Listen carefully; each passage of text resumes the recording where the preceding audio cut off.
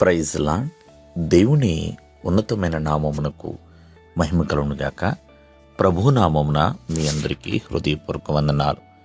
ఈ ఉదయకాలము దేవుని వాక్యాన్ని విందాం. మత్తయి సువార్త 2వ అధ్యాయము 2వ వచనము. యూదుల రాజుగా పుట్టినవాడెక్కడున్నాడు? తూర్పు దిక్కున మేము ఆయన నక్షత్రము చూచి ఆయనను పూజింప ఉచితమని చెప్పిరి. ప్రియమైన వాళ్ళరా, తూర్పు దేశపు జ్ఞానులు యెరూషలేమునకు వచ్చారు. యూదుల రాజుగా పుట్టినవాడు ఎక్కడున్నాడు అని హేరోదుతో మాట్లాడుతున్నారండి. మరి తూర్పు దిక్కున ఒక నక్షత్రము చూచి మరి ఆ యేసుక్రీస్తు వారిని పూజించడానికి వచ్చారు. ఎంతో దూరం నుంచి ఎంతో ప్రయాసపడి ఒక నక్షత్రము ద్వారా ప్రియమైన వాళ్ళరా వారు యేసుక్రీస్తు వారిని చూడాలి, ఆరాధించాలి, మహిమపరచాలి అంటూ ఎంతో ప్రయాసతో ఈ జ్ఞానులు వచ్చి ఉన్నారు. చాలా ఘనమైన వారు.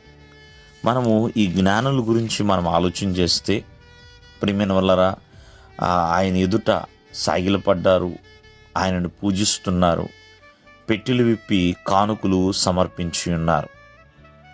కావున ఒకసారి ఆలోచించండి, మరి వారి జీవితంలో సాగిలపడుట అంటే తగ్గింపు జీవితానికి స్వభావంగా కనపడుతుందండి. ఆయనను పూజించుట అంటే ఆయన నామాన్ని స్తుతించడానికి సాదృశ్యంగా కనపడుతుంది. అంతేకాకుండా ప్రియమైన వల్లరా వారు బంగారము, సాంబ్రాణి, బోళము, మనందరికీ తెలుసు బంగారము రాజరికానికి సాదృశ్యంగా ఉంది. సాంబ్రాణి పరిశుద్ధతకి సాదృశ్యంగా కనపడుతుంది. బోళము విమోచనకు సాదృశ్యంగా కనపడుతుంది. అటువంటి ఘనమైన విలువైన కానుకలను ఆయనకు సమర్పించారు. అంటే సమర్పణ కలిగి ఉన్నారు. ప్రియమైన వాళ్ళరా స్తుతి కలిగి ఉన్నారు, సమర్పణ కలిగి ఉన్నారు, సాగిలపడుట, తగ్గింపు కలిగి ఉన్నారు.